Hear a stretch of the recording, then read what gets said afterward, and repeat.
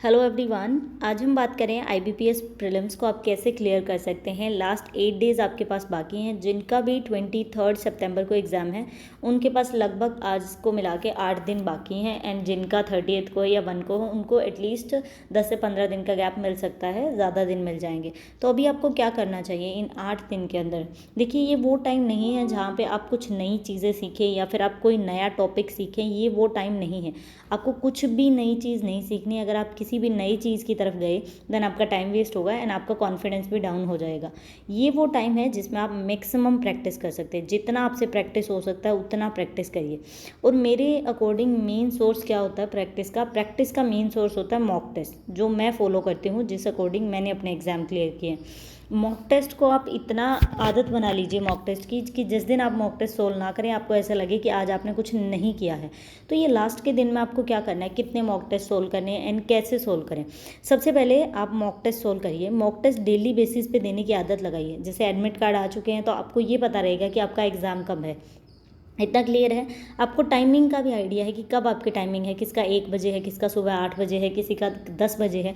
तो आप हर रोज़ 8 दिन लगातार उस टाइमिंग, अगर किसी का 1 PM है तो हर रोज़ 1 PM पे अपना मॉक टेस्ट स्टार्ट कर दीजिए। 1 से 2 बजे तक आपको हर रोज़ मॉक टेस्ट देना है। मतलब आपका दिमाग इतना एक्टिव हो कि उस टाइम के लिए सही रहे।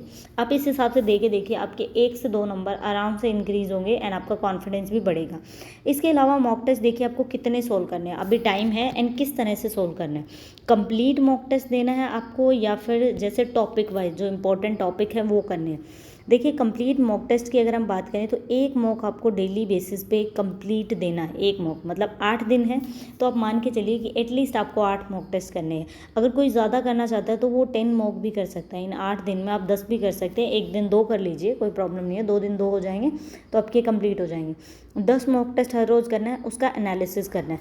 इसके अलावा देखिए, एनालिसिस बहुत ज़्यादा इंपॉर्टेंट है। एनालिसिस बहुत इंपॉर्टेंट रोल प्ले करता है कि आपकी कहाँ गलतियाँ हो रही है। कई बार क्या होता है कि कुछ स्टूडेंट्स के दिमाग में ये चीज़ें होती है, मेनली इंग्लिश में ज़्यादा होती हैं, कि उनके अगर 10 नंबर या 10 से 12 उन्होंने स्कोर कर लिए तो उनको ये नहीं पता कि ये 10 से 12 आए किस वजह से। मतलब उन्होंने जस्ट, उनको लगा कि उन्होंने तुक्का लगा दिया, कुछ भी कर दिया, बट उनको उसका ये मतलब नहीं पता कि ये नंबर कैसे आए 10 से 12।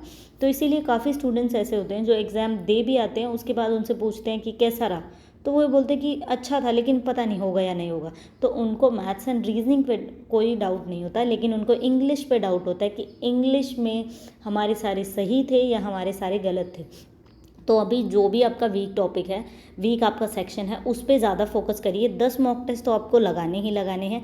पूरा mock test, complete mock test, उसका एनालिसिस को टाइम दीजिए। ये नहीं है कि आप जस्ट भागते जा रहे हैं। आप ये सोच रहे हैं कि मेरे पास 8 दिन है, मैं हर रोज़ 5 मॉक टेस्ट लगाऊंगा तो मैं 40 मॉक टेस्ट कंप्लीट कर दूंगा। कि ये कोई रेस नहीं है। आपको पहली बात तो आपको भागना नहीं है, इतना तेज़ी दिखाने की कोई ज़रूरत नहीं है। एक मॉक टेस्ट आप डेली बेसिस पे लगाइए, लगभग 8 to 10 मॉक टेस्ट आपके हो जाएंगे, वो आप कंप्लीट करिए। उसके बाद आपको क्या करना है, अगर आप आईबीपीएस पीओ के ही मॉक टेस्ट बाकी बचे हुए लेना चाहते हैं तो आप जो आपका वीक सेक्शन है, अगर आपकी अर्थमेटिक पे पकड़ नहीं है, अगर हम क्वांट्स की बात करें तो आप उन जो आपके मॉक टेस्ट बच गए उनका आप अर्थमेटिक का सेक्शन अटैम्प्ट करिए। अगर आपकी डीआई पे कमांड नहीं है तो आप उनकी डीआई अटैम्प्ट करिए। अगर आपके रॉन्ग नंबर सीरीज़ पे कमांड नहीं है तो आप रॉन्ग नंबर सीरीज़ अटैम्प्ट करिए। आप सिंप्लीफिकेशन अप्रॉक्सीमेशन कर लेंगे। ये 7 दिन वो सब चीज़ें करने के लिए नहीं है। वहीं पे अगर हम रीजनिंग की बात करें तो रीजनिंग में अगर आप अटक जाते हैं, आपकी कोई ना कोई पज़ल या फिर कोई सिटिंग अरेंजमेंट एग्जाम में रह जाती है, हर बार आपने ऐसा नोट किया कि पज़ल्स में आप अटक जाते हैं, या फिर आपको जो सिलॉक्स है उसके न्यू कंसेप्ट जैसे सम नॉट, फ्यू केसेस वो नहीं पता तो उनको पढ़िए। अभी ये चीज़ें करने की हैं। वो 8 मॉक टेस्ट तो हर रोज़ आप 1 घंटा उसको देंगे, 1 घंटा एनालिसिस को। उसके अलावा के टाइम में आपको क्या करना है, कोई भी टॉपिक जो आपने अब तक नहीं पढ़ा है उसको स्टार्ट मत करिए। ये सही टाइम नहीं है उसको स्टार्ट करने का।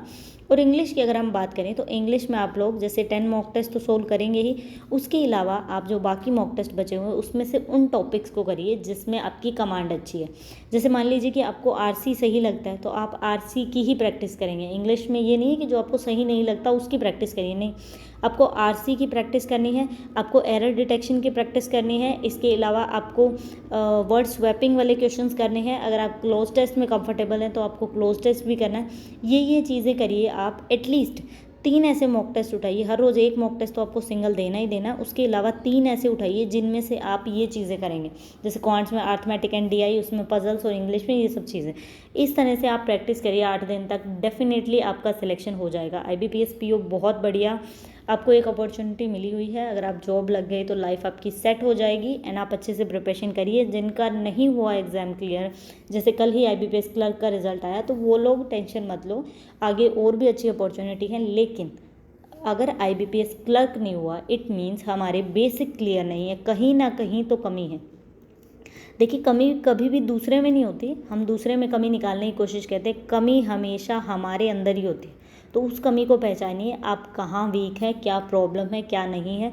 अगर आप क्लर्क नहीं क्लियर कर पाए या फिर क्लर्क में आपका ऐसा हुआ, तो PO में और हाई लेवल के क्वेश्चन आएंगे, तो आपको प्रैक्टिस ज़्यादा करने की ज़रूरत है। लेकिन ये मत सोचिए कि अगर आपका क्लर्क नहीं हुआ तो PO नहीं होगा, ये बिल्कुल ही गलत मेथड है।